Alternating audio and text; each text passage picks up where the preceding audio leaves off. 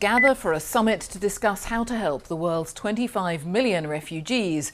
The BBC has been told of an increasing number of children self-harming and attempting suicide in the Greek refugee camp on Lesvos. There's been a sharp increase in the number of refugees arriving there in recent months, and almost 18,000 people are living in one camp which is designed for 2,000.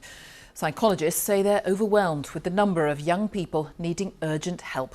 Our global health correspondent Tulip Mazumdar has been to the camp, and just to tell you that you may find this report upsetting.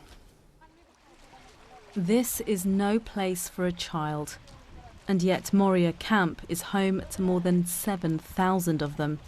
The vast majority of these children have fled war-torn countries and arrived here in Europe, a place, supposedly, of humanity, safety and security.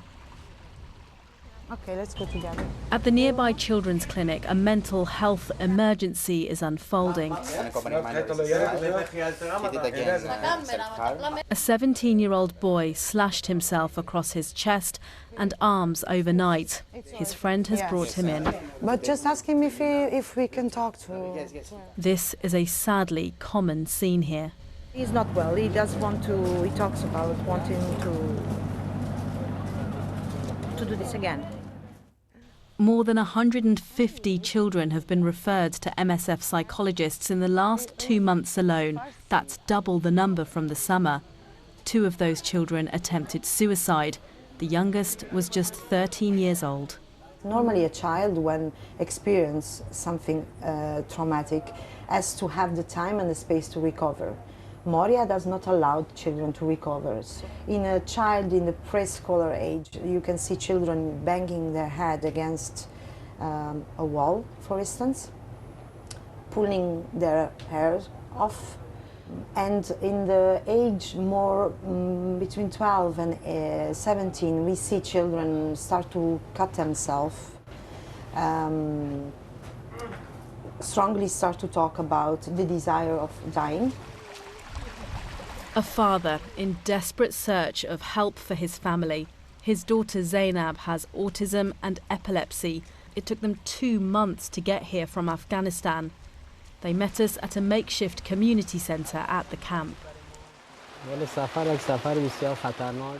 He described how they all almost died when they were flung into the sea as they crossed from Turkey.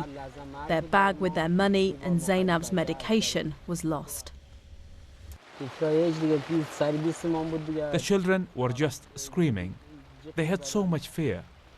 And the darkness. We always remember the darkness. Both children, he tells me, are utterly traumatized. At night, Zainab screams. She does not sleep. She hardly eats.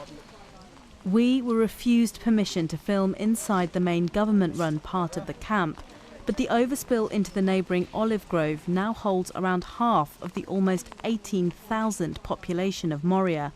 Some families are getting stuck here for months, awaiting news on their asylum claims. The Greek government recently announced plans to move 20,000 people off this island and neighbouring islands by early 2020, but movement on that has been extremely slow, and people, particularly women and children, keep arriving on these islands every week. Children are resilient. My name is Mustafa. Here in a tented shack which is used as a community centre, staff are trying to help them remember simply how to be children. My name is Nargis. But there is only so much these young minds can take. Tulip Mazumdar, BBC News, Moria Camp, Lesbos.